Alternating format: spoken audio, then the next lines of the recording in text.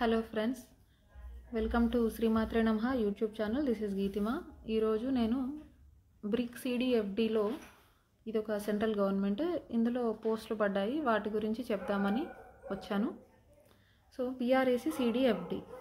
So CDFD ఏంటి అంటే centre for DNA fingerprinting and diagnostics అనమాట. అంటే ఇది a research institute under biotechnology research and innovation council, department of biotechnology, ministry of science and technology, government of India. ఇది ఒక research institute. దీని address ఎక్కడ ఉంది అంటే ఇన్నర్ రింగ్ రోడ్ ఉప్పల్లో ఉంది, హైదరాబాద్లో, తెలంగాణలో ఉప్పల్లో ఇది ఉంది. దీని వెబ్సైట్ http://www.cdfd.org.in.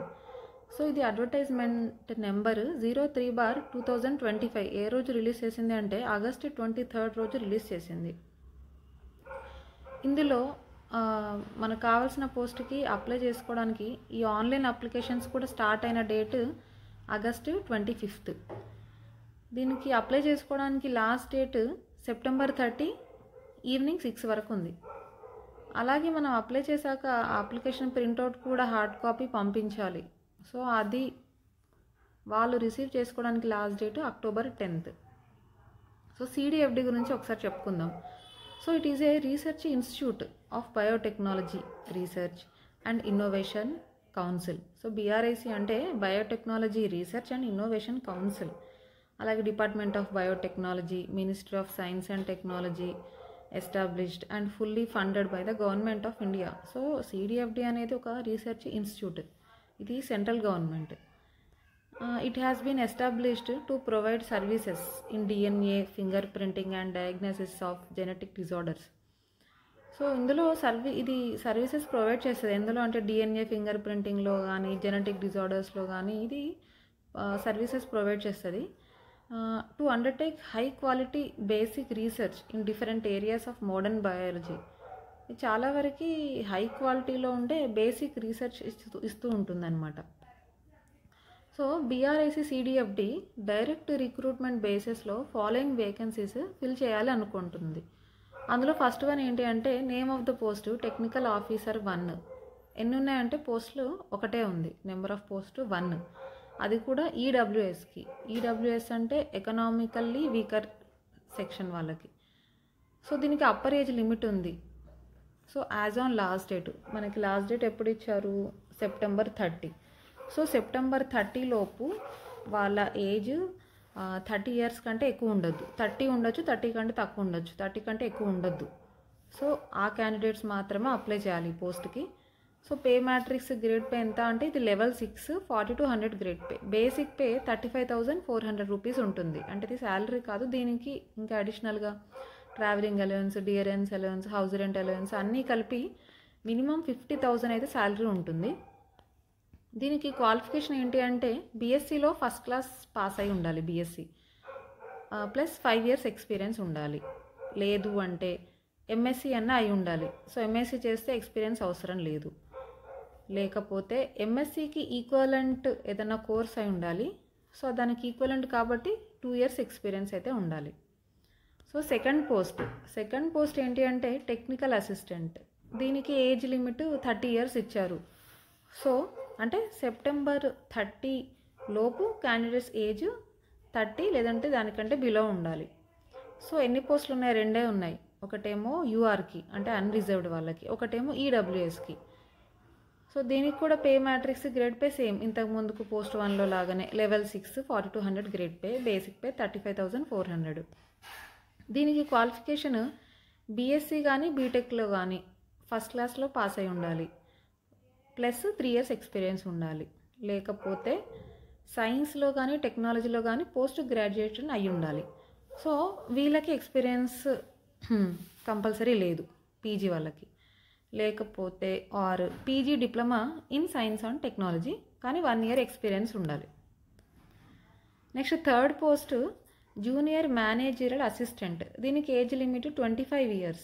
సో మనకి సెప్టెంబర్ 30 లోపు 25 years అయి ఉండాలి, లేదంటే అంతకన్నా తక్కువ ఉండాలి, ఎక్కువ ఉండకూడదు. పోస్టులు ఎన్ని ఉన్నాయి, 2 ఉన్నాయి.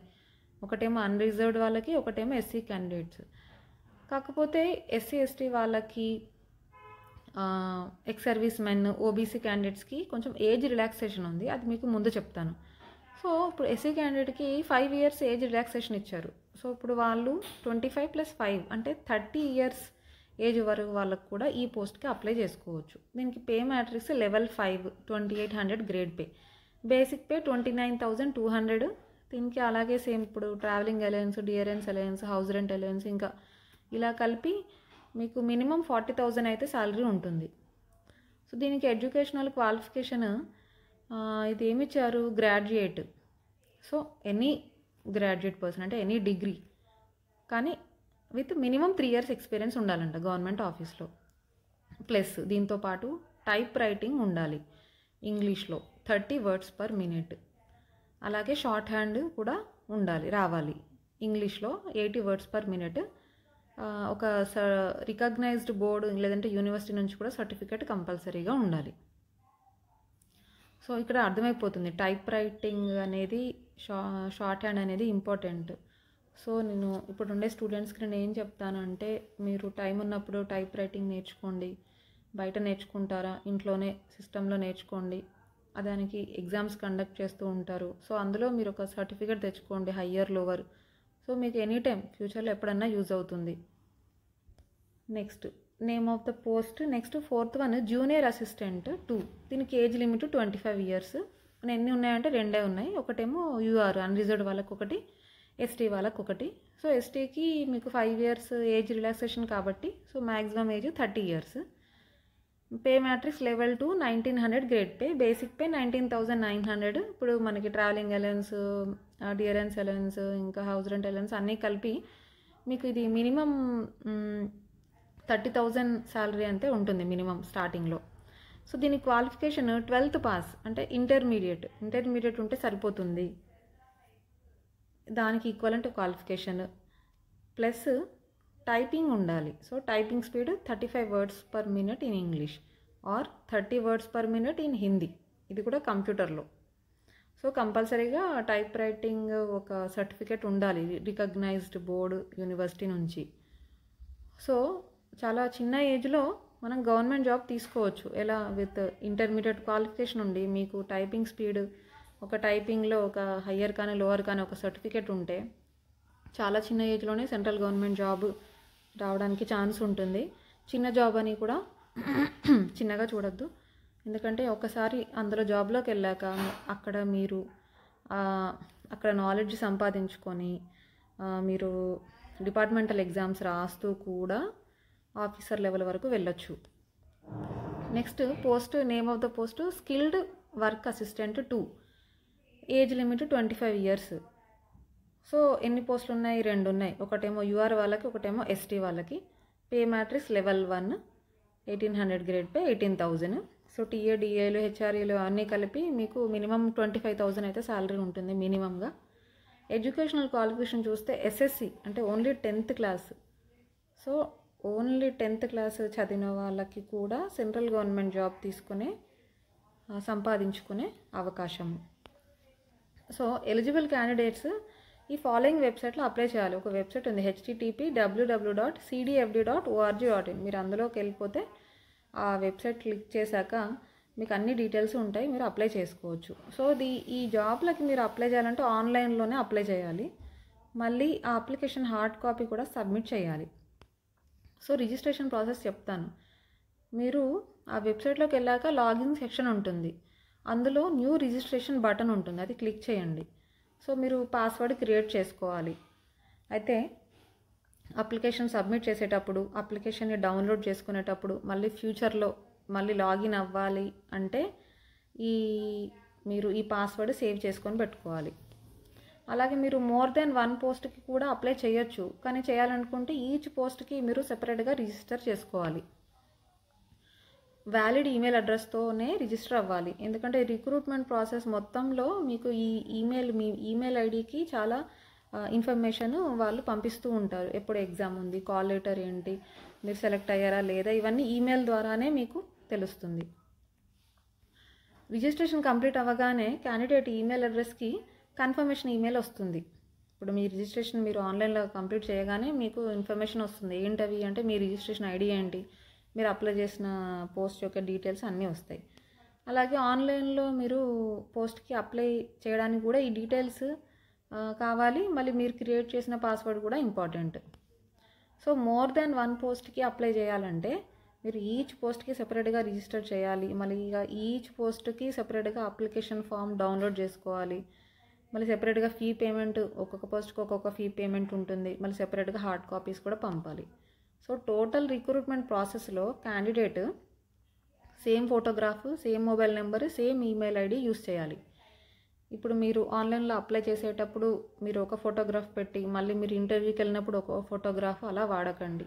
ఏదైనా రీసెంట్ ఫోటోగ్రాఫ్ ఒక 10 కాపీస్ వరకు 8 కాపీస్ వరకు తీసుకొని రెడీగా పెట్టుకొని ఈ రిక్రూట్మెంట్ ప్రాసెస్ మొత్తం అదే ఫోటోగ్రాఫ్ యూస్ చేయండి, అదే ఫోన్ నెంబర్, మరి అదే ఈమెయిల్ ఐడి యూస్ చేయండి.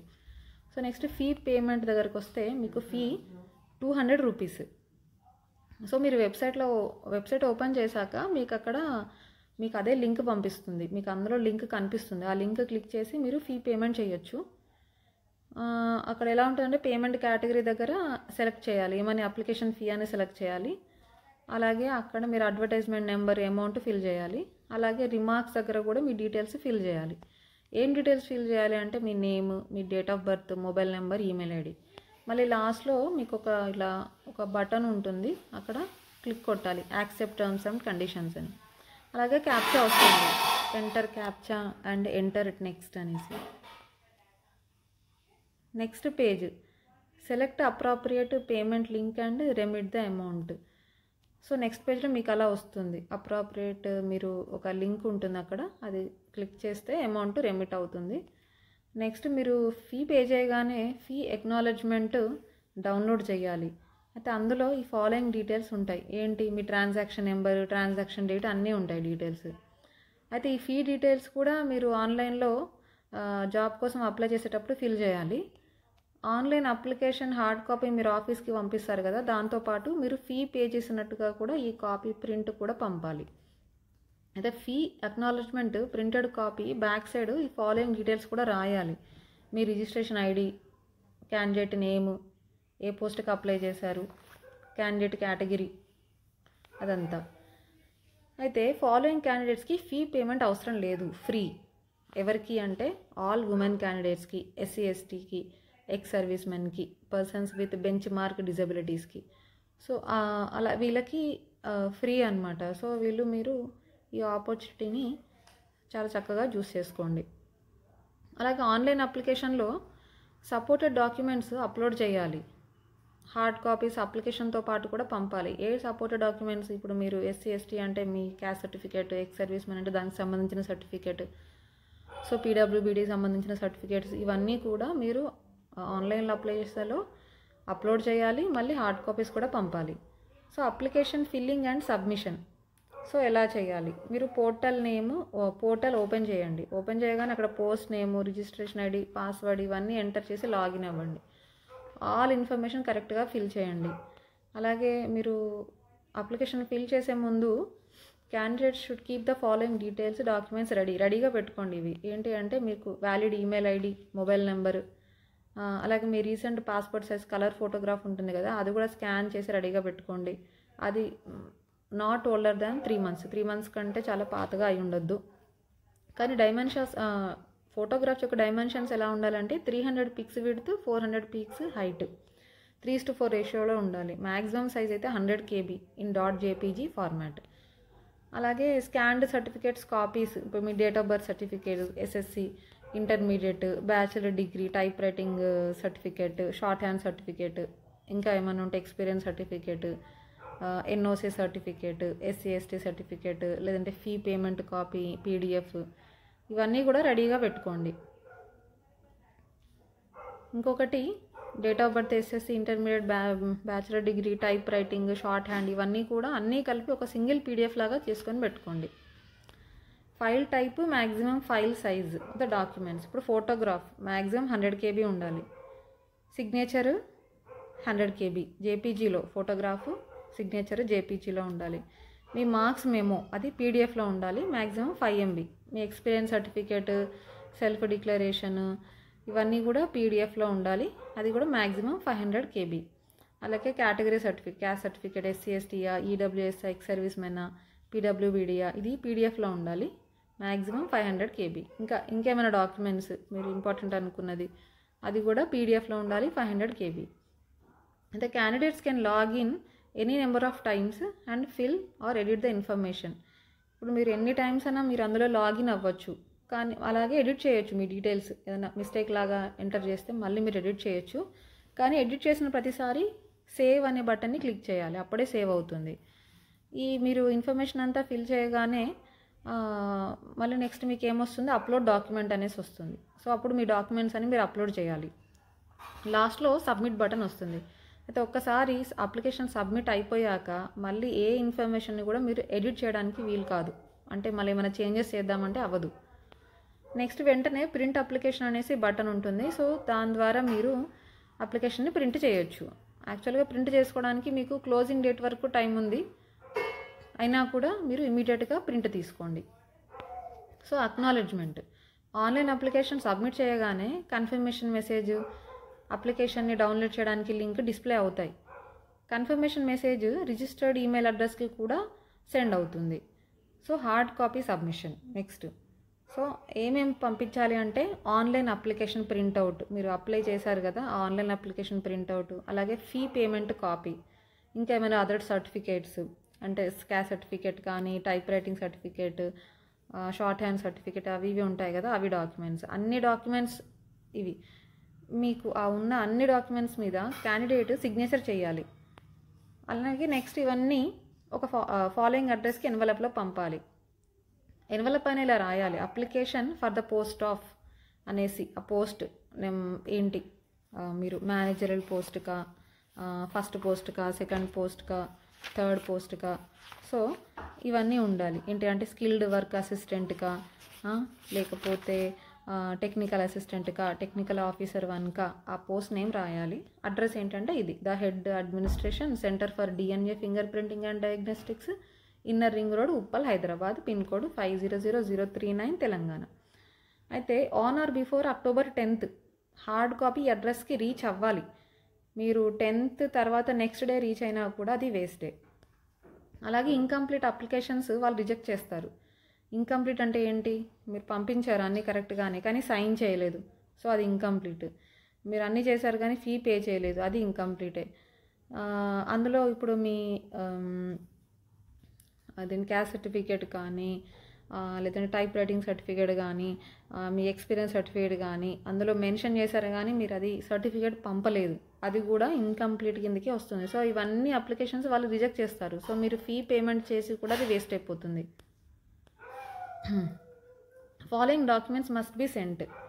ఏంటి, సైన్డ్ కాపీ, మళ్ళీ ఒకసారి చూద్దాం ఏమేమి డాక్యుమెంట్స్ అనేది. Signed copy of printed online application form, అది చెప్పాం కదా, మరి అప్లై చేశాక దాన్ని ప్రింట్ తీసుకొని దాని మీద సైన్ చేయాలి. నెక్స్ట్ అప్లికేషన్ ఫీ రిసిప్ట్, మీరు పే చేసిన ఫీ రిసిప్ట్ కూడా ప్రింట్ చేయాలి. అలాగే recent passport size colour photo. ఇప్పుడు మీరు ఆన్లైన్ అప్లికేషన్ చేశాక దాన్ని ప్రింట్ తీసుకున్నాక అక్కడ ఒక ఫోటో పేస్ట్ చేయాలి. ఏ ఫోటో అయితే పేస్ట్ చేశారో అదే ఒక ఫోటో పంపించాలి. అలాగే దాన్ని మీరు అప్లికేషన్ ఫామ్ మీద పేస్ట్ చేశారు కదా దాని మీద కూడా సైన్ చేయాలి. అలాగే self attested photo copy of date of birth, me date of birth certificate మీద కూడా సైన్ చేయాలి. అలాగే photo copies of educational technological qualification certificate, mark sheet అంటే డిగ్రీ సర్టిఫికేట్, MSc అవి ఇవి ఉంటాయి కదా, అన్నిటి మీద ప్రింట్అవుట్స్ మీద మీ సిగ్నేచర్ ఉండాలి. సెల్ఫ్ అటెస్టెడ్ అంటే ఏంటంటే మీ సిగ్నేచర్, ఆ రోజు date. Type writing, shorthand certificate, ఇంకేమేమి ఉన్నాయి, ఏదైనా సరే అన్నీ. అలాగే experience certificate, no objection certificate, అంటే ఇప్పుడు మీరు ప్రజెంట్ ఎక్కడన్నా వర్క్ చేస్తున్నారు అంటే నో అబ్జెక్షన్ సర్టిఫికేట్ తీసుకోవాలి మీ ఆర్గనైజేషన్ నుంచి. అంటే ఇట్లా నేను ఎగ్జామ్ రాయిపోతున్నాను అనేసి వాళ్ళకి ముందే ఇన్ఫర్మేషన్ ఇవ్వాలి. సో వాళ్ళ దగ్గర నుంచి కూడా సర్టిఫికేట్ తీసుకోవాలి మీరు ఎగ్జామ్ రాయాలంటే. అలాగే వ్యాలిడ్ డాక్యుమెంట్స్ ఫర్ ఐడెంటిఫికేషన్, అంటే ఆధార్ కార్డు కానీ, ఓటర్ ID కానీ, దాని జిరాక్స్, దాని మీద కూడా సిగ్నేచర్. ఇంకా మీ దగ్గర ఇంకేమైనా సర్టిఫికేట్స్, దీనికి సంబంధించిన సర్టిఫికేట్స్ ఉంటే అన్నిటి మీద సైన్ చేసి పంపించాలి. సో టర్మ్స్ అండ్ కండిషన్స్ ఏంటి అంటే ఆన్లైన్ అప్లికేషన్ లాస్ట్ డేట్ లోపు పోస్టుకు సంబంధించిన రిక్వైర్మెంట్స్ ఉండాలి. అంటే లాస్ట్ డేట్ మనం ఏం చెప్పాము, September 30. సో ఆ లోపు మీరు డిగ్రీ బేస్ మీద చేస్తే మీ డిగ్రీ సర్టిఫికేట్ వచ్చి ఉండాలి మీకు. అలా అలాగే అప్లికేషన్లో అన్ని డీటెయిల్స్ కరెక్ట్గా ఎంటర్ చేయాలి. ఏదైనా ఎక్స్ట్రా క్వాలిఫికేషన్ ఉన్నా కూడా మీరు ఫిల్ చేయొచ్చు. క్వాలిఫికేషన్ అనేది రికగ్నైజ్డ్ బోర్డ్స్, యూనివర్సిటీస్, ఇన్స్టిట్యూట్ నుండి ఉండాలి. అలాగే applicant must be citizen of India. Valid experience certificate full time అయి ఉండాలి. మీ ఎక్స్పీరియన్స్ సర్టిఫికేట్ పార్ట్ టైం ఎక్కడన్నా చేసి అది మీకు ఎక్స్పీరియన్స్ సర్టిఫికేట్ కిందకి రాదు. ఆన్లైన్ అప్లికేషన్లో ఉన్న డీటెయిల్స్, సర్టిఫికేట్స్లో ఉన్న డీటెయిల్స్ మ్యాచ్ అవ్వకపోతే అప్లికేషన్ విల్ బి రిజెక్టెడ్. వాళ్ళు రిజెక్ట్ చేసేస్తారు. అలా కరెక్ట్ ఈమెయిల్ ఐడి ఇవ్వండి. ఎందుకంటే కాల్ లెటర్ కానీ ఎనీ ఇన్ఫర్మేషన్ కానీ మీకు ఈమెయిల్ అడ్రస్కి పంపుతారు వాళ్ళు. అలాగే medical examination and police verification. ఇప్పుడు మీరు ఎగ్జామ్లో మీరు సెలెక్ట్ అయిపోతే సెలెక్టెడ్ క్యాండిడేట్స్ని ఎగ్జామ్లో కూడా క్వాలిఫై అయ్యాక సెలెక్ట్ అయిన వాళ్ళని వాళ్ళు మెడికల్ ఎగ్జామినేషన్కి, పోలీస్ వెరిఫికేషన్కి పంపుతారు. తర్వాతనే యాక్చువల్గా అపాయింట్మెంట్ ఇస్తారు.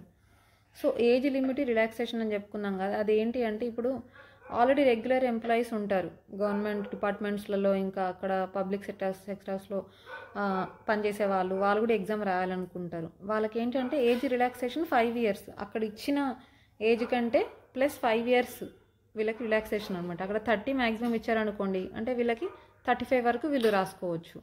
సో అలాగే ఎస్సీ ఎస్టీ క్యాండిడేట్స్కి 5 years ఇచ్చారు, ఓబీసీ క్యాండిడేట్స్కి 3 years. ఎక్స్ సర్వీస్ మెన్, పీడబ్ల్యూబీడీ క్యాండిడేట్స్ ఏంటంటే as per central government rules వాళ్ళకు ఉంటుంది. ఇప్పుడు ఆల్రెడీ అందరూ ఎగ్జిస్టింగ్ ఎంప్లాయీస్ ఉంటారు ఈ బీఆర్ఏసీ సిడిఎఫ్డిలో, వాళ్ళకి ఎట్లాంటి ఏజ్ రిస్ట్రిక్షన్ లేదు, వాళ్ళు కూడా రాసుకోవచ్చు దీనికి. సో మోడ్ ఆఫ్ సెలక్షన్ ఏంటి అంటే written test, skill test. Skill టెస్ట్నే ప్రాక్టికల్ టెస్ట్ అని, ట్రేడ్ టెస్ట్ అని కూడా అంటారు. సో రిటర్న్ టెస్ట్ కంప్లీట్ అవ్వగానే క్వశ్చన్ పేపర్ ఆన్సర్కి సిడిఎఫ్డి వెబ్సైట్లో 1 week వరకు పెడతారు. మీరు క్యాండిడేట్స్ మార్క్స్ కూడా సిడిఎఫ్డి వెబ్సైట్లో పెడతారు 1 week వరకు, మీరు చెక్ చేసుకోవచ్చు ఎగ్జామ్ రాశాక. ఇప్పుడు నెక్స్ట్ డాక్యుమెంట్ వెరిఫికేషన్. ఇప్పుడు రిటర్న్ టెస్ట్లో సెలెక్ట్ అయిన క్యాండిడేట్స్ని డాక్యుమెంట్ వెరిఫికేషన్కి పిలుస్తారు. సో అప్పుడు వీళ్ళు ఒరిజినల్ డాక్యుమెంట్స్ని తీసుకురావాలి. సో వాళ్ళు చెక్ చేస్తారు కరెక్ట్ అయినా కాదా అనేసి. Skill test. ఇప్పుడు junior managerial assistant, junior assistant 2 పోస్ట్కి అప్లై చేస్తే స్కిల్ టెస్ట్కి పిలుస్తారు. అది కూడా రిటర్న్ టెస్ట్లో క్వాలిఫై అయిన క్యాండిడేట్స్కే. అయితే డేటు, వెన్యూ ఇదంతా వెబ్సైట్లో పోస్ట్ చేస్తారు. Next type writing test. English అయితే 35 words per minute ఉండాలి, హిందీ అయితే 30 words per minute ఉండాలి. ఎక్కడ అంటే కంప్యూటర్లో వీళ్ళకి టెస్ట్ పెడతారు. ఇప్పుడు అవుట్ స్టేషన్లో ఉన్న అన్ఎంప్లాయిడ్ ఎస్సీ ఎస్టీ క్యాండిడేట్స్కి రిటర్న్ ఎగ్జామ్కి సిటీకి రావడానికి వెళ్ళడానికి అయ్యే అమౌంట్ సిడిఎఫ్డి ఇస్తుంది. అంటే travelling tickets, SC ST certificate వీళ్ళు ప్రొడ్యూస్ చేయాల్సి వస్తుంది తర్వాత.